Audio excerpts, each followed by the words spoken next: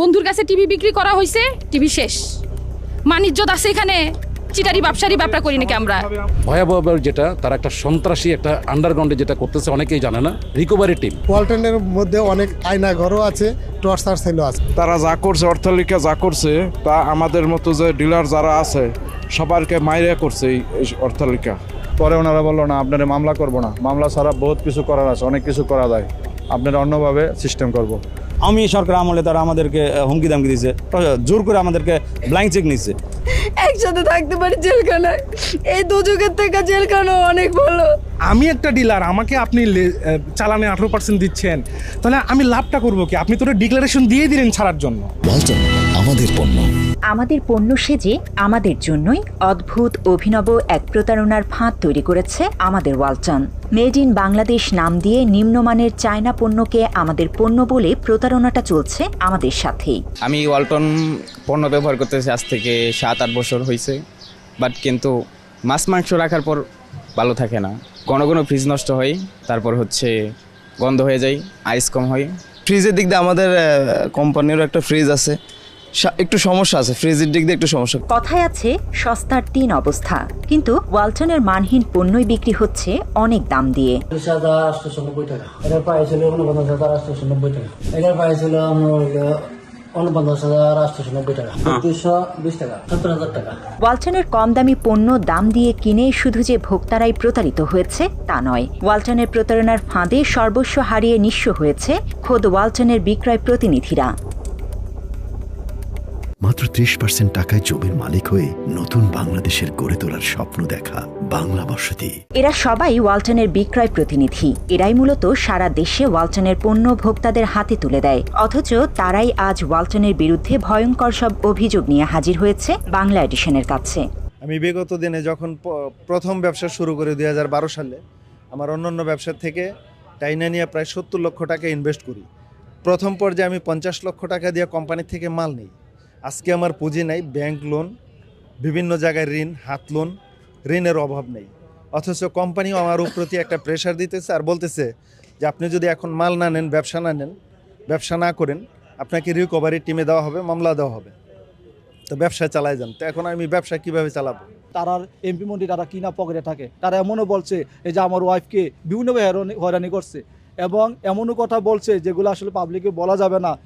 নিজেদের ক্ষমতা আপনার বাজারে প্রকাশ করার জন্য আমাদেরকে দিয়ে আন্ডার রেটে মাল সেল করায়, আবার আমাদেরকেই ধমকায় আন্ডার রেট করেন কেন।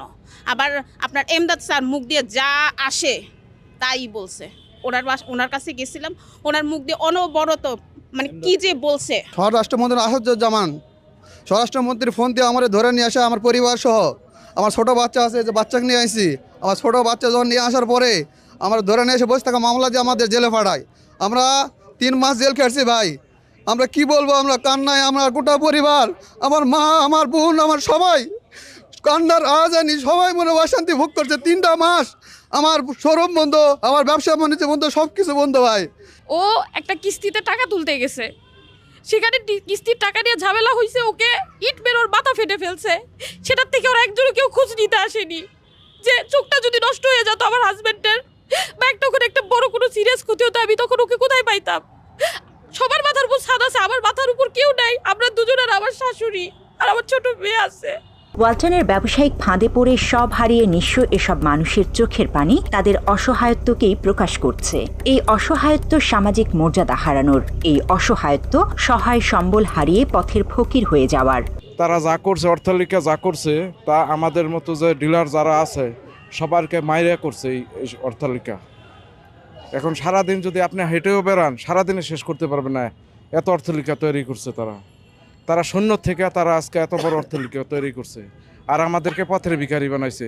আজকে আমাদের ছেলেমেয়ের পড়ালেখার খরচ দিতে পারছি না, আমাদের ছেলেমেয়ের সামনে পরীক্ষা, তার পরীক্ষার ফি দেওয়া পারছি না, আর চলে অসুস্থ, তার অসুখের খরচ ওষুধ জোগাতে পারি না।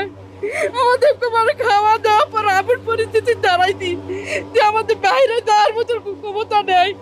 আমরা কি করে বাঁচবো? আমরা একটা পথের ভিখারি হয়েছি, আমাদের নিঃস্ব হয়ে গেছে। সারা দেশ থেকে এসে ওয়ালটনের ডিস্ট্রিবিউটররা বাংলা এডিশনের কাছে ওয়ালটনের বিরুদ্ধে একরকম এক পাহাড় অভিযোগ তুলে ধরেন। ডিস্ট্রিবিউটররা বলছেন ওয়ালটন ও একই কোম্পানির আরেকটি প্রতিষ্ঠান মার্সেল ব্র্যান্ডের কর্তৃপক্ষ টাকা নিয়েও পণ্য দেয়নি তাদের, ফেরত দেয়নি পাওনা টাকাও। ওয়ালটন মার্সেল একই কোম্পানি, একই মালিক, একই সব কিছু, একই জায়গা থেকে প্রোডাক্ট আসে, একই সার্ভিস সেন্টার। এটা Walton hitech industry PLC limited, public limited company বলে আর এখন করতেছে আর কি। কোম্পানি আমাকে বললো যে আরিফ ভাই আপনি তো ভালো ব্যবসা করতেছেন, আপনি 1000 পিসের মালে চালান করব, আপনি আমাকে 60 লক্ষ টাকা আমাকে দেন একসাথে। আগে যে ডিউ ছিল আমার সাথে বকেয়া ছিল 60 লক্ষ টাকা, তারা 60 লক্ষ টাকা নিয়ে যায়, নিয়ে গিয়ে আমাকে একটা প্রোডাক্টও দেয় নাই। তখন কিন্তু আমি মাঠে বিভিন্ন হোলসেল করার কারণে, মানে পাইকারি ব্যবসা করার কারণে বিভিন্ন ডিলারের কাছে আমি বাকি দিয়ে আমি খুব খারাপ অবস্থায় পড়ে গেছি, যখন যে তারা একসাথে টাকাটা নিয়ে আমাকে একটি প্রোডাক্টও দেয় নাই। বাংলা এডিশনের কাছে ডিস্ট্রিবিউটররা আরও জানান 2019 সালে 20 লাখ পিস ফ্রিজ বাজারে বিক্রির লক্ষ্য নির্ধারণ করে ওয়ালটন কর্তৃপক্ষ। এই লক্ষ্য পূরণের জন্য ডিলারদের বিশাল কমিশন প্রদানের প্রতিশ্রুতি দেয় ওয়ালটন। এক্ষেত্রে ওয়ালটন ও মার্সেলের পণ্যের জন্য আলাদা আলাদা কমিশন দেওয়ার কথা জানানো হয় ডিলারদের। ওয়ালটনের পণ্যে বিক্রয় মূল্য থেকে 40% এবং মার্সেলের পণ্যের ওপর 45% পর্যন্ত কমিশন প্রদানের প্রতিশ্রুতি দেয় কর্তৃপক্ষ। তবে ডিলাররা অভিযোগ করেন প্রতিশ্রুতি না রেখে মাত্র 20 থেকে 24% পর্যন্ত কমিশন দেয়া হয় তাদের। আমি টোটাল 2022 সালের মার্চ পর্যন্ত, না সরি 2005 সালের জুন পর্যন্ত 101 কোটি প্লাস মাল বিক্রি করছি মার্সেলের। তো তাদের এমআরপি রেটে 101 কোটি টাকা, কিন্তু আমি কমিশন হিসেবে ধার্য করে দেখি আমি 22 কোটি টাকা পাই। এখন লেজার পরিচালনা করে দেখি যে আমি 12 কোটি টাকা আমার কাছে ডিউ দেখাচ্ছে। আমি যখন তাদেরকে বললাম যে 12 কোটি টাকা কেন, তখন তারা কি করছে, পার্শ্ববর্তী 2-1 ডিলারের থেকে টাকা নিয়ে আমার লেজার দাম কমাই দিচ্ছে, মানে লেজারটা কমাই দিচ্ছে। যেখানে এই 12 কোটি টাকা দেখাচ্ছে, এখানে এসে আমাকে 9 কোটি টাকা দেখাচ্ছে। তো আমি বললাম যে ভাই টাকা তো এইভাবে কি, বলতেছে ভাই আপনি ব্যবসা করতে থাকেন, আমরা এটা সমাধান দিচ্ছি। বাজারে একক আধিপত্য বিস্তার করতে এবং ঘরে ঘরে ওয়ালটনের পণ্য ছড়িয়ে দিতে ডিলারদের ব্যবহার করেছে ওয়ালটন, এমন অভিযোগও করেন ব্যবসায়ীরা। তারা জানান 20 লাখ পিস ফ্রিজ বিক্রির লক্ষ্য পূরণ করতে নানা রকম অসৎ উপায় অবলম্বনের প্রক্রিয়া চলমান রাখে ওয়ালটন। কোম্পানির প্রতিনিধিরা ডিলারদের না জানিয়ে অন্যান্য ইলেকট্রনিক্স ব্যবসায়ীদের কাছে পণ্য বিক্রি করে। তবে এক্ষেত্রে ডিলারদের কোড ব্যবহার করে পণ্য দেয়া হয় অন্য ব্যবসায়ীদের। ওই পণ্যের দাম আবার ডিলারদের নামে ওঠায় ওয়ালটন। ফলে পণ্য ক্রয় না করেই দাম দিতে হয় ডিলারদের, আর ভুতুরে এই দাম শোধ করতে যেয়েই পথের ফকির হয়েছেন তারা। এরা আমাদেরকে হোলসেলের একটা ওই পরামর্শ দিয়ে সেটা সাব ডিলারকে দিয়ে তারা মালটা বিক্রি করাইছে। সেই মালটার মধ্যেও সমস্যা হলো, ধরেন আমি আপনার মাল আমাকে যে তার ইনভয়েস করছে বা চালান করছে, সেই চালান আমাকে কতটুকু চালান করছে সেটাও আমাকে অথেন্টিক জানায় নাই। কিন্তু লেজারের মধ্যে দেখা যাচ্ছে আপনার বিশাল অ্যামাউন্ট ধরাই দিছে। এখন আমার যে টাকাটা দিছি, আমরা তো যখন তাদের কাছে লেজার চাইছে, ভাই আমি তো টাকা আপনাকে দিছি, আমার হিসাবটা দেন, বলে ভাই হিসাব লাগবে না, মাল নিতে থাকেন আর বেচতে থাকেন। ওয়ালটন চাইতো না কোনো কোম্পানি বাংলাদেশে ব্যবসা করুক, একক 90% শেয়ার। এমনকি আমরা লড়াই করে, এমনকি আমরা যখন ওয়ালটন শুরুর দিকে যখন ওয়ালটন প্রোডাকশন করে মাল বিক্রি করে, আমরা বিক্রি করি, তখন কিন্তু আমরা কাস্টমার মাইরেও খাইছি। 1920 সালে যখন আপনার 20 লাখ ফ্রিজ বিক্রি করার তাদের অ্যাটমটা নিল, সে 20 লাখ ফ্রিজ বিক্রির সাথে এরা আপনার, আমি যে কয়টা ফ্রিজ পাইছি সেটা আমার কাছে চালানো নেয় নাই, আমার কাছে তখন লিখিতেও নেয় নাই, কিন্তু লেজারের ভিতরে বিশাল অ্যামাউন্ট সেখানে ঢুকাই দিছে। সারা দেশ থেকে আসা এসব ব্যবসায়িক ডিলাররা বাংলা এডিশনকে আরও জানান তাদের নামে বিভিন্ন সময় পণ্য ক্রয়ের ভুয়া রসিদ তৈরি করে ওয়ালটন। পরে সেই অনুযায়ী তাদের বিল পরিশোধ করতে চাপ দেয় প্রতিষ্ঠানটি। ব্যবসা টিকিয়ে রাখতে ওয়ালটনের এমন চাপে পড়ে ব্যাপক ব্যাংক ঋণে জর্জরিত হয়ে যায় ডিলাররা। পরে সময় মতো সেই ঋণ পরিশোধ করতে না পারায় উল্টো আরও চাপ বাড়ে তাদের। এই অবস্থায় মামলা দিয়ে এসব ব্যবসায়ীদের হয়রানি করে ওয়ালটন। এতে করে সামাজিকভাবে হেয় প্রতিপন্ন হতে হয় ব্যবসায়ীদের।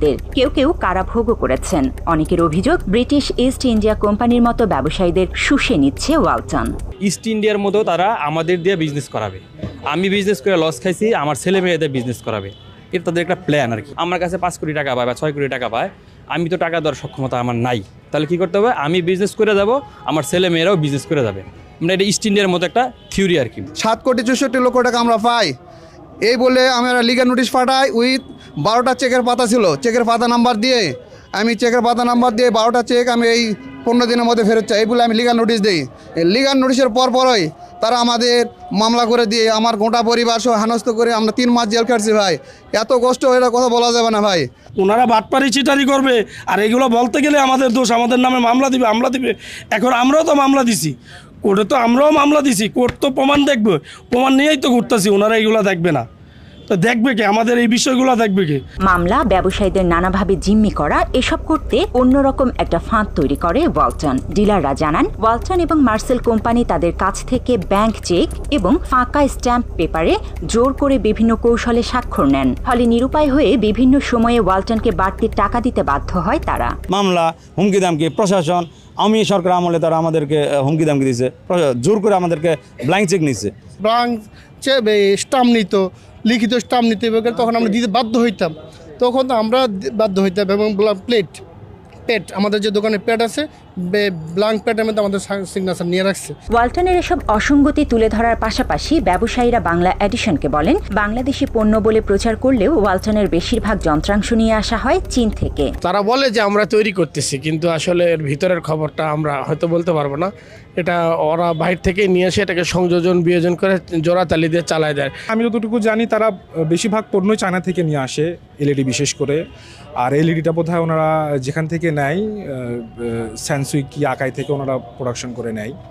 আর আপনার ওয়ালটনের যে সার্ভিসগুলা বা তাদের যে পার্টসপাতিগুলা যদি সে যদি প্রোডাকশন করতো, তাইলে আমি যে সার্ভিসে গেলাম তখন আমার পার্টস নাই বিধায় আমার ফ্রিজ কেন ফেরত আসবে, আমার রাইস কুকার কেন ফেরত আসবে? যদি প্রোডাকশন যদি দেশে হয়ে থাকে তাহলে তো আমাকে 2 দিন বেশি লাগুক, আমাকে তারা সার্ভিস দিতে পারতো।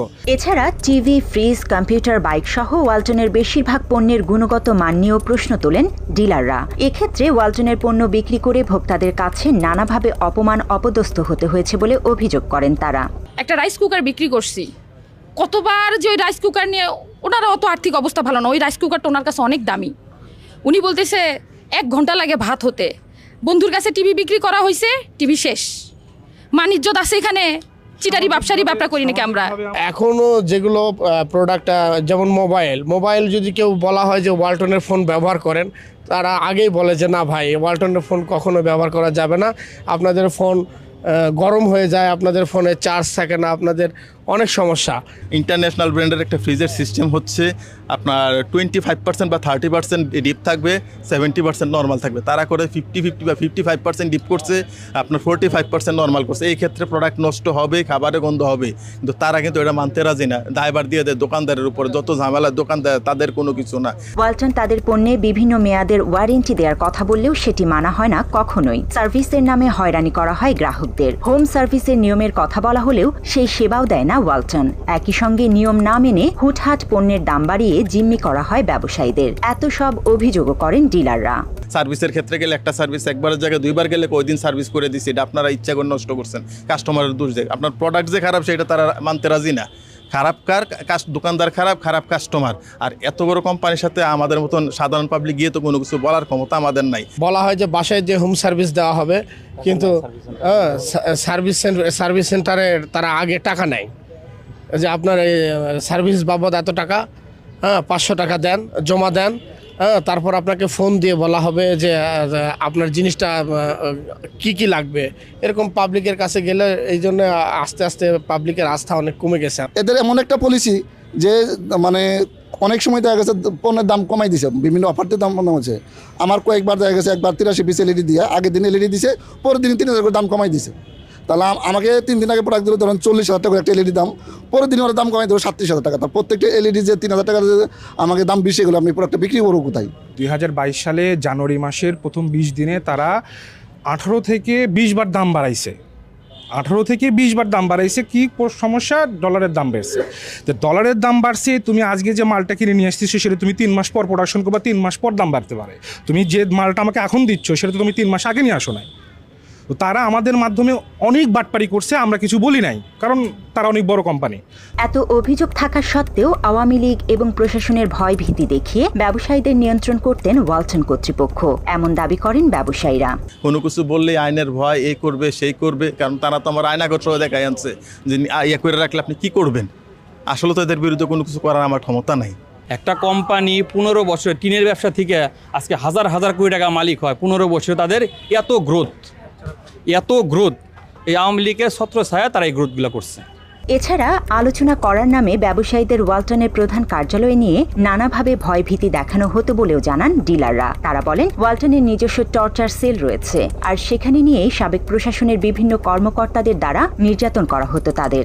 গ্লাস কালারের রুম আছে, ওই রুমের মধ্যে আমাকে নিয়ে প্রায় 12-13 জন, হ্যাঁ, আপনার যে সাবেক এসপি থাকে, তারপরে সাবেক আপনার ওসি, হ্যাঁ, আবার হচ্ছে গিয়ে আওয়ামী লীগের কিছু ক্যাডার ম্যাডার ওরা আমাকে নিয়োগ দিয়ে রাখছে। তাদের হেড অফিসে একটা আয়নাগর বা একটা টর্চার সেলের মতো আছে। আমি একদিন গিয়েছিলাম সেখানে, আমাকে ডেকে নিয়েছিল যে আপনার কাছে এত টাকা পায়, আপনি সেইগুলা পরিশোধ করেন। কিন্তু ওই টর্চার সেলে গিয়া সেখানে কাদের বসাইছে জানেন?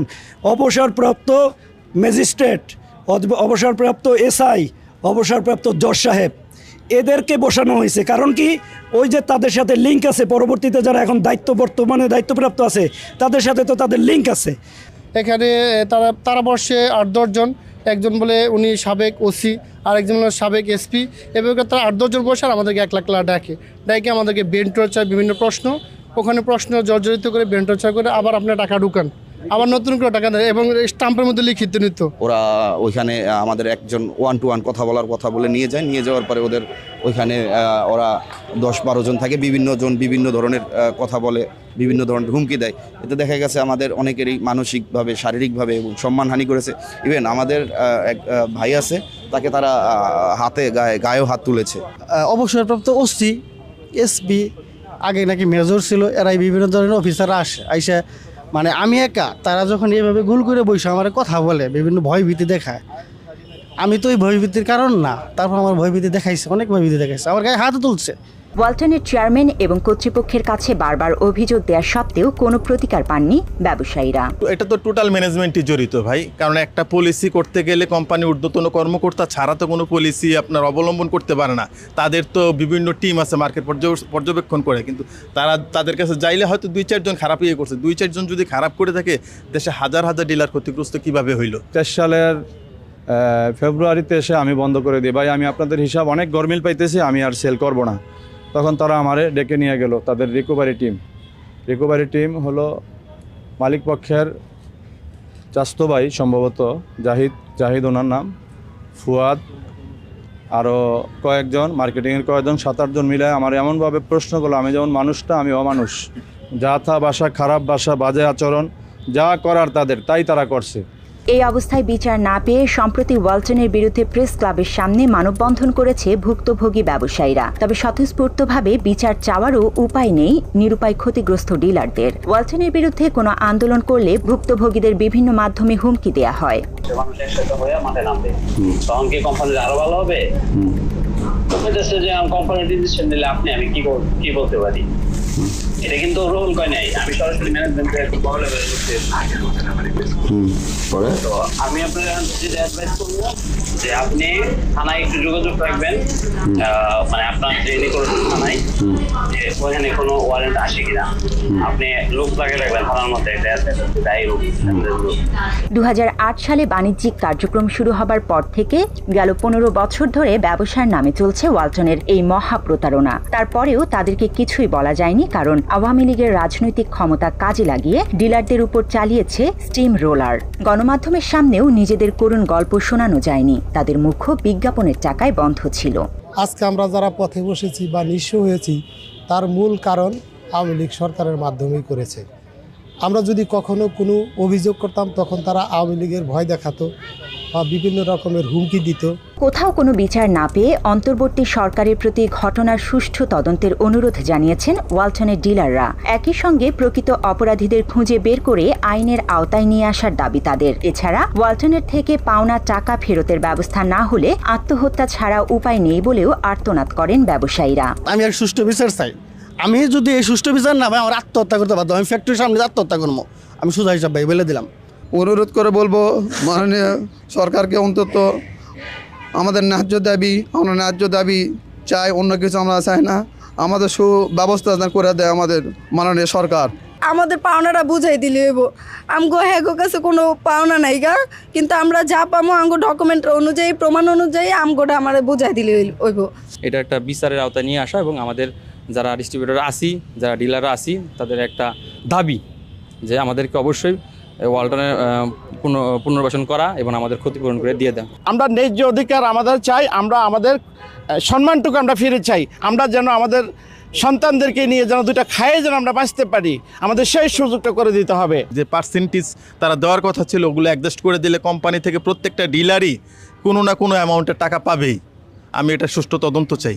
বাংলাদেশের জনগণের কাছে, সবার কাছে, বাংলাদেশ সরকারের কাছে আমি সুষ্ঠু বিচার চাই। আওয়ামী লীগের দোষর হিসাবে তারা ক্ষমতার দাপট দেখিয়ে আমাদের পর যে পরিমাণ হয়রানি করেছে, এই মিথ্যা মামলা থেকে মুক্তি চাই এবং আমাদের সঠিক হিসাব নিষ্পত্তি করে দিয়ে আমাদের যে আগের ন্যায় ফেরত প্রেরণের জন্য আমি আবদার করি। আমাদের সুষ্ঠুভাবে আমাদের বিচার পাওনা, আমাদের সব কিছু বুঝাই দেখ। আমি বাংলাদেশের সবার কাছে আবেদন জানাচ্ছি, আমরা আর এভাবে ঘুরতে পারতেছি না। এই সরকারের কাছে, বিশেষ করে এই সরকারে আমার এলাকার একজন উপদেষ্টা আছেন, যুব ক্রীড়া মন্ত্রণালয়ের উপদেষ্টা জনাব আফসিদ মাহমুদ ভুইয়া সাহেব, ওনার মাধ্যমে ওনার দৃষ্টি আকর্ষণ করছি। ভাই সাহেব, আমি আপনার একজন এলাকার হিসাবে আপনি আমাদের এই বিষয়টাকে নজরে আনবেন, আমি সে প্রত্যাশা করছি আপনার কাছে। এ ব্যাপারে ওয়ালটন কর্তৃপক্ষের সঙ্গে যোগাযোগ করা হলেও কোনো তথ্য পাওয়া যায়নি।